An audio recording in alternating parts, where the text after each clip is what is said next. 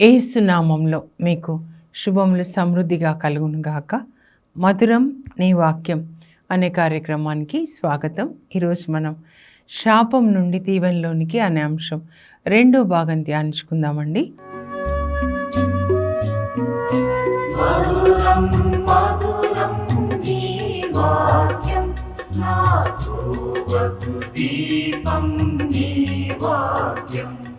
ఈరోజు ఎవరు శపిస్తే శాపాలు వస్తాయి, అలాగే శాపంలో ఉన్న వాళ్ళ లక్షణాలేంటి, మరి శాపం నుండి ఎలా మనం బయటపడాలి ధ్యానించుకుందామండి. ఇది యాక్చువల్గా చాలా పెద్ద టాపిక్. చాలామంది అజ్ఞానంతో వాక్యం తెలియక మరి ఆ శాపాల క్రిందే ఉంటారండి.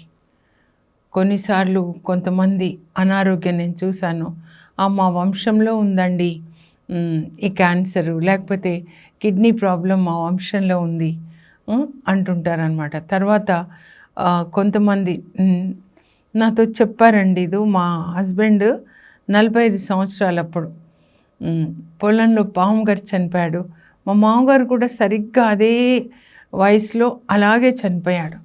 అంటే ఎక్కడ ఎలా శాపం ఎంటర్ అయింది, అది ఎంటర్ అయినప్పుడు శాపము మన కుటుంబాల్లో వచ్చినప్పుడు మనం ఆ శాపం నుంచి బయటికి రావాలండి. ఏ పాపం చేస్తే శాపం వచ్చిందో ఆ విషయంలో కూడా మనము కరెక్ట్ చేసుకోవాలి. తల్లిదండ్రుల్ని అగౌరవపరచువాడు, గౌరవింపని వాడు శాపగ్రస్తుడు. అంటే తల్లిదండ్రుల్ని గౌరవించాలి. నిన్నటి దినాన్ని చూసాము, అప్పు తీసుకొని మళ్ళీ మాయమైపోయాడు, కానీ ప్రతి సంవత్సరం కాలు యాక్సిడెంట్ అవుతూ ఉంది. కీడు మళ్ళా జరుగుతుందంటే అది దేవుని నుండి హెచ్చరిక అన్నమాట. సేమ్ అదే కీడు జరుగుతూ ఉంటుంది. యాక్సిడెంట్స్ జరగవచ్చండి, అది చెప్పాను కదా. మరి విడాకులు జరగవచ్చు, అవినీతితో డబ్బు సంపాదించి చీకటి మార్గాల్లో కొన్నిసార్లు మరి పిల్లల వివాహం చేసిన అవి విడాకులు, తర్వాత శాపం ఉన్న ఇళ్లలో సూసైడ్స్, ఆత్మహత్యలు, అబార్షన్స్, తర్వాత మెయిన్ వాళ్ళకి ఏది కలిసి రాదండి, అవమానం పడుతూ ఉంటారు, అవమానం పాలవుతుంటారు. వాళ్ళ ఇంటిలో శాంతి సమాధానం ఉండదన్నమాట. దేవుని సన్నిధి ఉన్న ఇంట్లో ఎప్పుడూ శాంతి సమాధానం ఉంటుంది. అదే మన ఆస్తిలాగా ఉంటుంది అన్నమాట. నీతిమంతుల ఇండ్లను నేను ఆశీర్వదిస్తాను.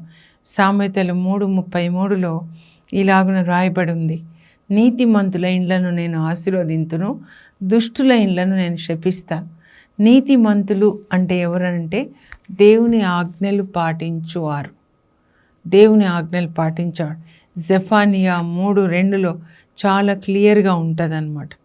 దేవుని ఆజ్ఞలు పాటించువారులారా, నీతిమంతులారా, వినయవంతులారా, మీరు దేవుని దగ్గరికి రండి, ఆయన ఆజ్ఞలు పాటించండి, ఆయన దీవెనలు పొందండి అని ఉంటుందన్నమాట. నీతిమంతులు, అందుకే మీరు సామెతల గ్రంథంలో ఇప్పుడే చెప్పాను కదా, అలాగే కీర్తనలో కూడా నీతిమంతులు దుష్టులు సైడ్ బై సైడే ఉంటుందండి. నీతిమంతుల ఇండ్లు ఆయన ఆశీర్వదిస్తున్నాడు, దుష్టుల ఇండ్లను ఆయన శపిస్తున్నాడు.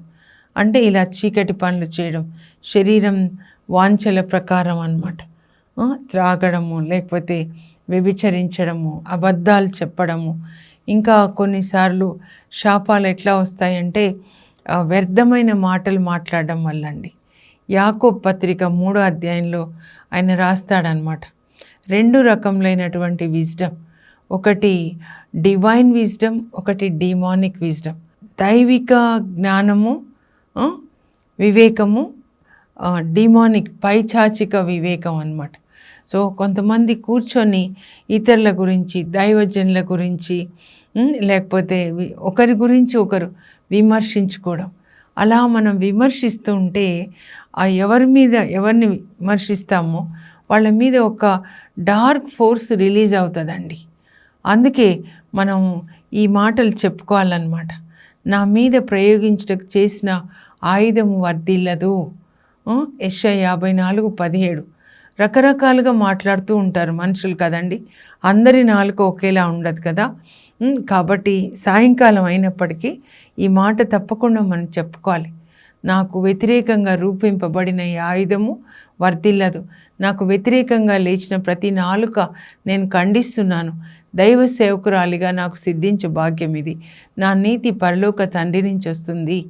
No weapon that is fashioned against me shall prosper. Every tongue that rises against me I do condemn. This is my heritage as a servant of the Lord. My righteousness is from you in Christ Jesus, Heavenly Father అని చెప్పుకోవాలండి. Cut చేయడం అన్నమాట.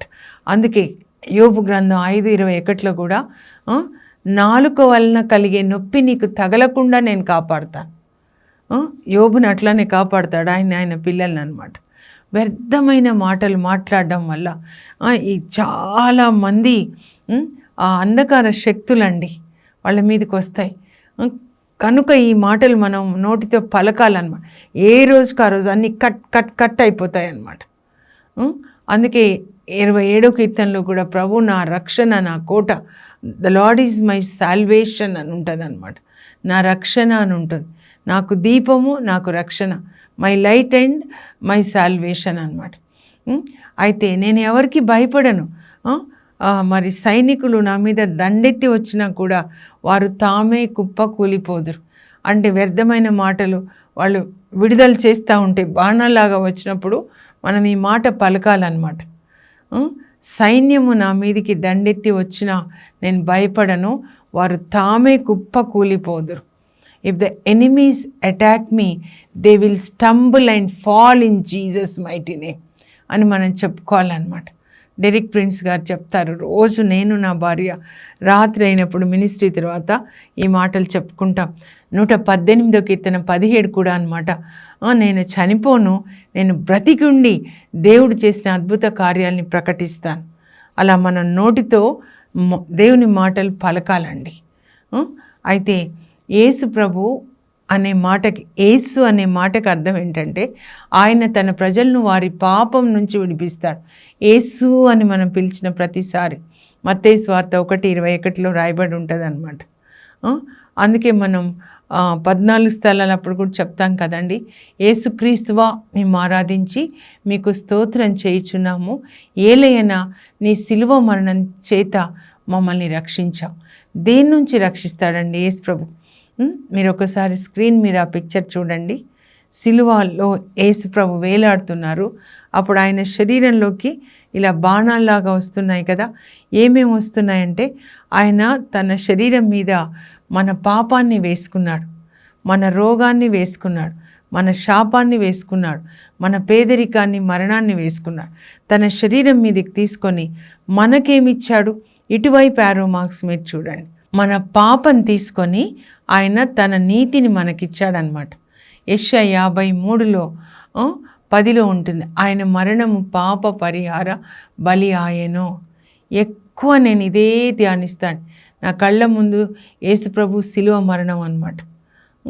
ఆ తర్వాత మన రోగాన్ని ఆయన భరించాడు. ఆయన పొందిన దెబ్బల ద్వారా మనకి స్వస్థత. మన శాపం ఆయన తీసుకున్నాడు. తాత ముత్తాతల నుంచి 4 తరాల శాపాలు మన మీద పనిచేస్తాయంటే, ఒకవేళ తండ్రి, తాత, ముత్తాత చేసిన పాపాలు, అసలు వాళ్ళు ఎవరో కూడా మనకు తెలియదు కొన్నిసార్లు ముత్తాత కదా. కనుక మనము విశ్వాసంతో రోమా 10:8-10 చదివితే, మానవుడు హృదయంలో విశ్వసించి నోటితో ఒప్పుకొని దాన్ని పొందుతాడనమాట. ఈ బైబిల్లో ఉన్న వాక్యాలు ఇవన్నీ వజ్రాలండి. గలతీ 3:13. లేకపోతే అలాగే బాధపడుతూ ఉంటారు. కొంతమంది డిక్లేర్ చేసుకుంటారు, నేను విన్నానండి, మా వంశంలో ఈ కిడ్నీ ప్రాబ్లం ఉంది అని.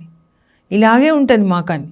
అప్పుడు సాతానికి లీగల్ అథారిటీ వచ్చి దేవుని దగ్గరికి వెళ్ళి, నువ్వు ఎట్లా వాళ్ళని హీల్ చేస్తావు, మాకుంది అని ఒప్పుకున్నారు కాబట్టి నేను వాళ్ళకి ఇస్తా అంటాడనమాట.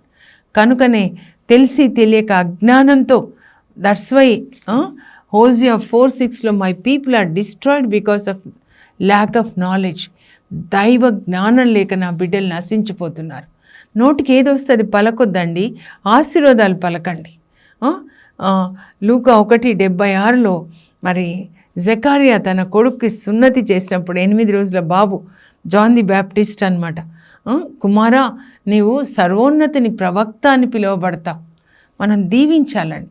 అబ్రహాం, ఇస్సాకు, యాకోబుల దేవుడు అంటే ఎందుకు వాళ్ళ పేరు చెప్పాడంటే వాళ్ళు ఎప్పుడు పిల్లల్ని ఆశీర్వదిస్తారండి. మీరు ఆదికాండంలో చూస్తే 27వ అధ్యాయంలో ఇస్సాకు యాకోబుని ఆశీర్వదిస్తాడు. దేవుడు సకాలంలో వానలు కురిపించునుగాక, నీ చేలలో పంటలు పుష్కలంగా పండునుగాక, నీ గాదెల్లో ధాన్యము నిండా గాదెల నిండా ధాన్యం ఉండునుగాక. ఇప్పుడు ఆ మాటలు చెప్పాలి కదండి. మన పిల్లలకి మన పొలాలు ఇలా ఉండాలి. నేను శపించిన వారు శపించబడదురు, దీవించిన వారు దీవించబడదురు. అలాగే యాకోబు దీవిస్తాడు, తన మనవాళ్ళని దీవిస్తాడండి. మరి నోవా అయితే తాగి మనవాడిని శపిస్తాడు. కానీ యాకోబు తన మనవాళ్ళు యోసేపు తన కొడుకులను తీసుకొని వస్తాడు, నాన్నకి బాగాలేదు అని. అంటే దీవెనలు పొందాలి. తండ్రి దగ్గర నుంచి దీవెనల కొరకు వాళ్ళు వేచి ఉండేవాళ్ళండి. ఎందుకంటే తండ్రి దీవెన 1000 సంవత్సరాలకు కూడా అది దీవెనగా పనిచేస్తుంది అన్నమాట. ఏ ఆస్తులు వస్తాయో కాదు. అప్పుడు వాళ్ళ తలల మీద చేతులు పెట్టి యాకోబు దీవిస్తాడండి. నాకు చాలా ఇష్టం. ఆదికాండం 48:15 నుంచి అనమాట. పిల్లల్ని తీసుకొని వచ్చి దీవించు నాన్న అంటే దీవిస్తాడనమాట. అప్పుడు నా తాత తండ్రులు ఆయన అబ్రహాము, ఇస్సాకులు కొలిచిన దేవుడు, పుట్టినది మొదలుకొని నేటి వరకు నన్ను కాపాడిన దేవుడు, తన దేవదూతని పంపి నన్ను కాపాడిన దేవుడు ఈ బాలురను నా మనవాళ్లను ఆశీర్వదించునుగాక. మీరు చాలా చాలా అభివృద్ధి పొందుదురుగాక. దేవుడు మిమ్మల్ని చాలా దీవించునుగాక. ఇజ్రాయేల్ ప్రజలు తమ పిల్లల్ని ఆశీర్వదించేటప్పుడు మీ పేర్లు వాడుకుందురుగాక. మనష్షే, ఎఫ్రాయిం అన్నమాట. అన్ని దీవెనలు పొందుతారు. మీరు నేల పంచిచ్చినప్పుడు చూడాలి, యోర్దానికి ఆవలి తీరాన ఈవలి తీరాన ఎక్కువ స్థలము మనష్షేకి వస్తుందండి. ఆ తర్వాత తన పిల్లల్ని ఆశీర్వదిస్తాడు కదా. ఎంత ఆదికాండం 49:1-28 వరకు. అందులో నాకు చాలా ఇష్టం యోసేపుకి ఆయన ఇచ్చిన దీవెనలు. యోసేపు ఫలించిన కొమ్మ, జలాధారము చెంత నాటిన ఫలవృక్షము వంటి వాడు. ఆకాశ జలంల దీవెనలు, అగాధ జలంల దీవెనలు, ఫలపుష్పముల దీవెనలు, పర్వతముల దీవెనలు, సంతాన ప్రాప్తి దీవెనలు, నా తాత తండ్రులైన అబ్రహాము, ఇస్సాకుల దీవెనలు, నా దీవెనలు నా కుమారుడైన యోసేపు శిరస్సును అధిష్ఠించునుగాక. ఇలా దీవించండి మీ పిల్లల్ని, తల్లులు తండ్రులు. అప్పుడు మీరు దీవెన పలికినప్పుడు పరిశుద్ధాత్మ దాన్ని క్రియ జరిపిస్తారనమాట. అలా దీవించాలి. అయితే దీవించవలసిన వాళ్ళు శపించినప్పుడు శాపాలు వస్తాయండి. చూద్దాం ఎవరెవరో. దానికి ముందుగా మరి యేసు ప్రభు సిలువలో మన ఏమేమి తీసుకున్నాడు నేను చదువుతాను, మీరు స్క్రీన్ మీద చూసి రాసుకోనండి. తన శరీరం మీద మన పాపం రోగం తీసుకున్నాడని చెప్పాను కదా. యేసు అనగా ఆయన తన ప్రజలను వారి పాపము నుండి రక్షించును, విడిపించును. యేసు మనలను పాపం నుండి రక్షిస్తాడు. యేసు మనలను రోగం నుండి రక్షించాడు ఆల్రెడీ. యేసు మనలను పేదరికం నుండి రక్షిస్తాడు. యేసు మనలను శాపం నుండి రక్షిస్తాడు. ఇప్పుడు ఎవరు శపిస్తే శాపాలు వస్తాయి, ఎవరు దీవిస్తే కూడా సేమ్ అన్నమాట. ఇప్పుడు అబ్రహాం, ఇస్సాక్, యాకోబులంతా ఏం చేస్తున్నారు? వాళ్ళ పిల్లల్ని వాళ్ళు ఆశీర్వదిస్తూ ఉన్నారనమాట. జకరియా కూడా అలాగే ఆశీర్వదిస్తాడు. కరెక్ట్గా అదే జరుగుతుంది. 8 ఏళ్ల బాబుని ఆశీర్వదిస్తే జాన్ ది బ్యాప్టిస్టు పెద్దగా అయిన తర్వాత అదే బోధిస్తాడు 30 సంవత్సరాల తర్వాత. అయితే అధికారం ఉన్న వ్యక్తులు శపించినప్పుడు అది ఆ శాపం పనిచేస్తుందండి. దానికి తగిన కారణం కూడా అన్నమాట ఉన్నప్పుడు. ఎలీషా శపించాడు కదా గెహాజీని. ఎలీషా గురువు గారు, ఈయన శిష్యుడు అనమాట. కనుక గురువులు శపిస్తే శిష్యులకి శాపాలు వస్తాయి. తగిన కారణం లేకుండా శాపం రాదండి. అబద్ధాలు చెప్తాడు. మా గురువు గారు అడుగుతున్నాడని గురువుగారి పేరు చెప్తాడు. ఎంత చెడ్డ పేరండి మరి ఎలీషాకి. డబ్బులు అడుగుతున్నాడు అని అంటే. కాబట్టి ఆయన ఆ నామాన్ కుష్ట ఆయన దగ్గర నుంచి తెచ్చుకున్న కానుకలతో పాటే ఆ కుష్ట కూడా నిన్ను నీ పిల్లలు తరతరాలు పట్టి పీడించునుగాక. చూడండి ఎన్ని తరాలకు వచ్చిందో. ఎవరిది డబ్బు దోచుకుంటామో మనము అవినీతిగా, వాళ్ళ రోగాలన్నీ శాపాలు మనకు వస్తాయన్నమాట. అందుకే హబక్కూకులో ఏమని రాయబడి ఉంటుందంటే 6:2 తమవి కాని వస్తువులను పోగు చేసుకుని వారికి అనర్థము తప్పదు అని ఉంటుందండి. ఇంకా మీరంతా చదివితే 6వ అధ్యాయం చాలా బాగుంటుంది అన్నమాట. తీర్పు దినాన దేవుడు వస్తారు కదండి తీర్పు తీర్చడానికి. అప్పుడు అవినీతితో కట్టిన ఇల్లు ఉంటుంది కదా, ఇంట్లో గోడలో రాళ్ళు చెప్తాయంట, ఇదిగో అది దోచుకొని వచ్చి ఇదిగో ఇక్కడ ఈ రాళ్ళు ఈ గోడ కట్టాడు, ఈ తలుపులు అక్కడ దోచుకొని వచ్చింది అని ఆ రాళ్ళు కూడా మాట్లాడతాయంటండి. బైబిల్లో గాడిద మాట్లాడింది కదా బిలాం టైంలో, అలా అన్నమాట. అవి అరుస్తూ ఉంటాయి అన్నమాట. అందుకే నిద్ర రాదండి. అవినీతితో కట్టిన ఇళ్లలో నిద్ర రాదు, ఎందుకంటే ఇవి అరుస్తూ ఉంటాయి అన్నమాట. నువ్వు ఇలా అవినీతి పని చేసుకొని సంపాదించుకొని వచ్చి కట్టావు ఇల్లు అని. కానీ నీతిగా మీ కష్టార్జితం మీరు అనుభవిస్తే 128వ కీర్తన ప్రకారం మీరు పడుకున్న వెంటనే నిద్రపోతారండి. కీర్తన 4లో ఉంటుందన్నమాట. ప్రశాంతంగా నీతిమంతులు ఇంకొక సైన్ ఏంటంటే పడుకోగానే ప్రశాంతంగా నిద్రిస్తారు. ఇప్పుడు ఎలీషా గురువుగారు శిష్యుడు గెహాజీని శపించారు. అలాగే మరి ఇంకా భార్య మీద అధికారం ఉంటుంది. సో భర్త శపించినప్పుడు జరుగుతుంది. తండ్రి శపిస్తే, గురువుగారు శపిస్తే, అందుకే ముగ్గురు కూడా అన్నమాట. మాతృదేవోభవ, పితృదేవోభవ, ఆచార్య దేవోభవ. దేవుని స్థానంలో మనము మన పిల్లల్ని, స్టూడెంట్స్ని ఆశీర్వదించాలన్నమాట. ఇప్పుడు యాకోబుని చూద్దామండి. యాకోబు తనకి తెలియకుండా తన ప్రియమైన భార్య రాహేల్ని శపిస్తాడండి. ఆమె కొరకు మేనమామ గొర్రెలు 7 సంవత్సరాలు కాస్తే మామ మరీ మోసగించి ఇంకొక 7 సంవత్సరాలు 14 సంవత్సరాలు గొర్రెలు కాచి ఆమెను పొందుకున్నాడండి. యేసుప్రభు శిలువ రక్తం ద్వారా తన వధువైన మనల్ని సంపాదించుకున్నట్లు అనమాట. అయితే వాళ్ళు 20 సంవత్సరాల తర్వాత దేవుడు చెప్తారు యాకోబుతో, మీ నాన్న దగ్గరికి వెళ్ళిపోను. సో చెప్పకుండా, మామకు చెప్పకుండా భార్యల్ని, దాసి స్త్రీలు, వాళ్ళ పిల్లలు 11 మంది అన్నమాట. వాళ్ళని తీసుకొని బయలుదేరుతాడు. అయితే మామ ఇంటికి వచ్చేసరికి అయ్యో అల్లుడు లేడు, కూతురు లేరు, మనవాళ్ళు లేరు, ఏమైనారు, చెప్పకుండా పోయినారని వెంటాడి ఒక దగ్గర వీళ్ళు రాత్రి అవుతే నిద్రపోతుంటారు, విశ్రాంతి తీసుకుంటారు కదా విడిది కొన్ని రోజులు. అక్కడొచ్చి పట్టుకుంటాడనమాట. పట్టుకొని అంటాడు యాకోబుతో, అంటే అల్లుడు అవుతాడు కదా మామ లాబాన్, ఏంటయ్యా బెంగపడి వెళ్తున్నావేమో మీ నాన్న దగ్గరికి, వెళ్ళు, కానీ నా దేవతా విగ్రహాలు ఎందుకు నువ్వు దొంగతనం చేసావు? ఆయనకి కోపం వచ్చేస్తుంది యాకోబుకి.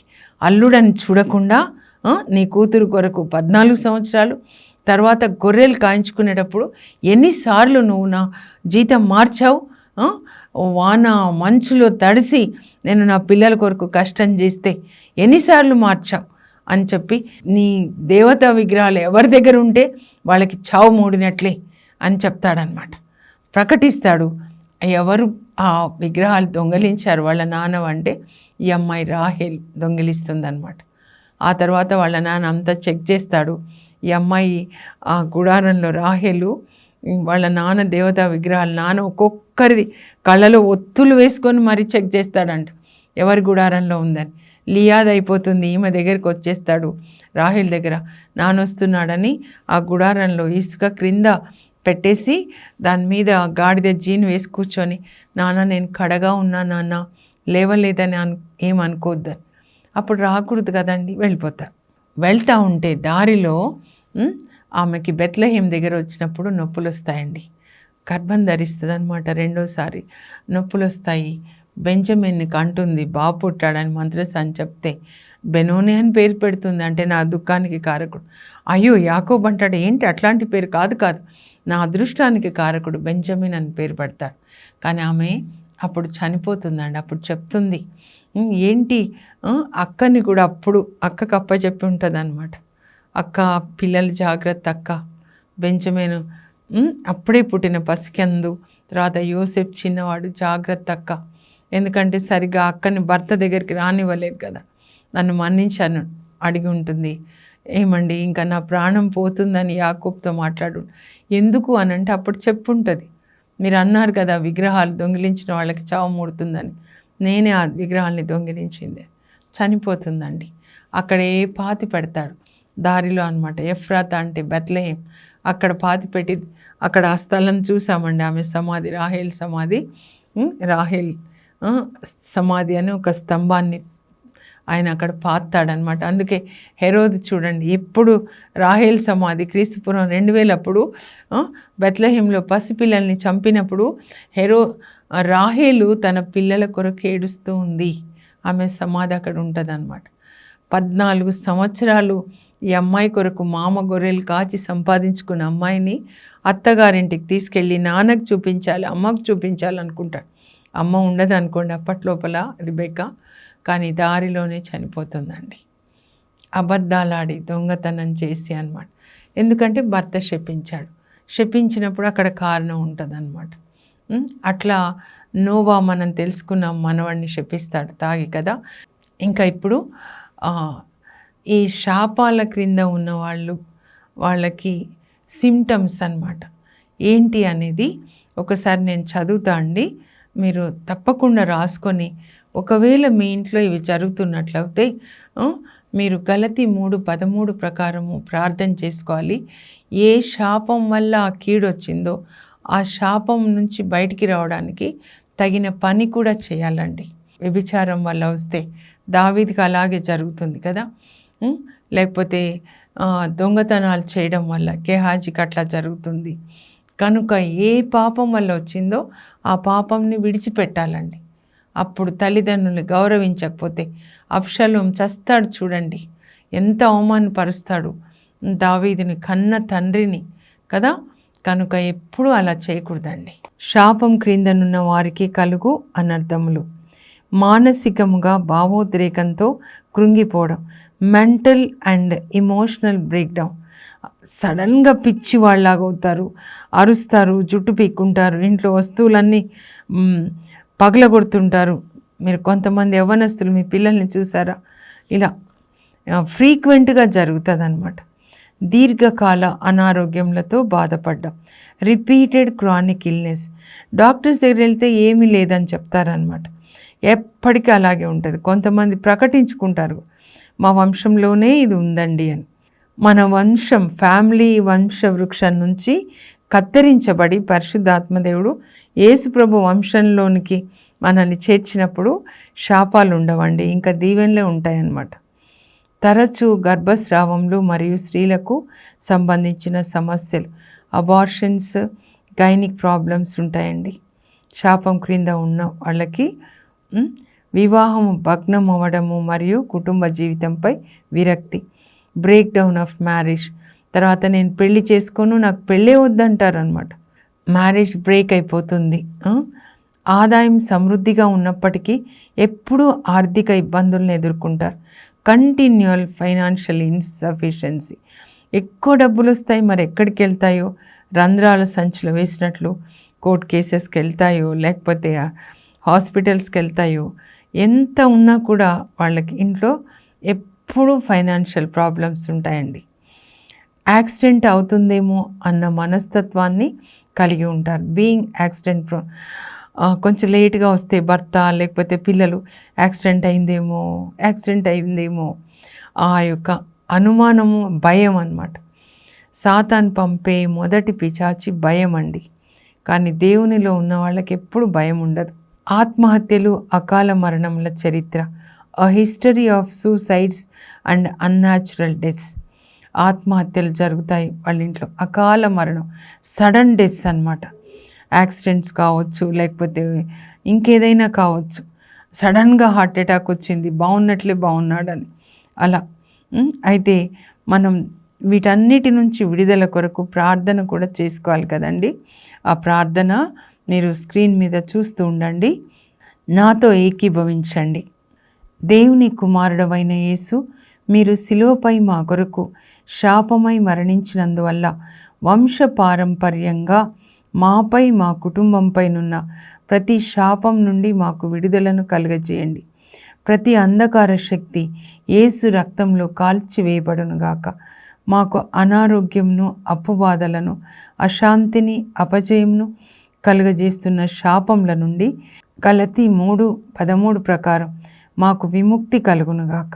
యేసు నామంలో అబ్రహాము దీవెనలోనికి, అనగా ఆరోగ్యము, అభివృద్ధి, ఐశ్వర్యము, దేవుని కృప అను దీవెనలోనికి మేము ప్రవేశించుదాం గాక. ఆమేన్. మీకు ఎప్పుడు విడుదల కలుగుతుందో అప్పుడు మీరు ఆరోగ్యంగా, ఆనందంగా జీవిస్తూ అన్ని పనులలో విజయాన్ని సాధించగలుగుతారు. ఇప్పుడు ప్రార్థన చేసుకుందాం. పరలోకపు మా తండ్రి, మీ పరిశుద్ధ నామమునకు స్తోత్రం కలుగును గాక. యేసయ్య, మీరు సిలువలో మా శాపాన్ని, మా రోగం, మా పాపం నాయన మీరు మోసినందుకు మీకు వందనాలు ప్రభువా.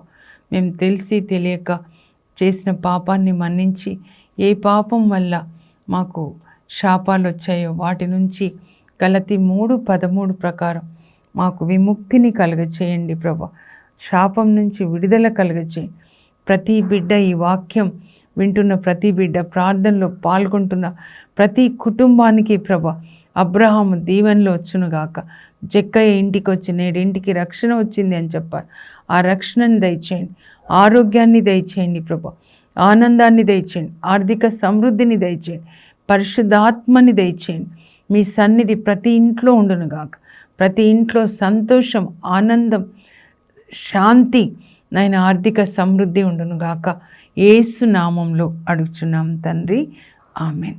కరుణామయుడైన యేసు మన పాపం, రోగం, శాపం, పేదరికం ఆయన మీద వేసుకొని మనకి నీతిని, శాంతిని, సమాధానం, ఆరోగ్యాన్ని, అబ్రహాం దీవెనల్ని దయచేయను గాక. God bless you. Have a blessed day.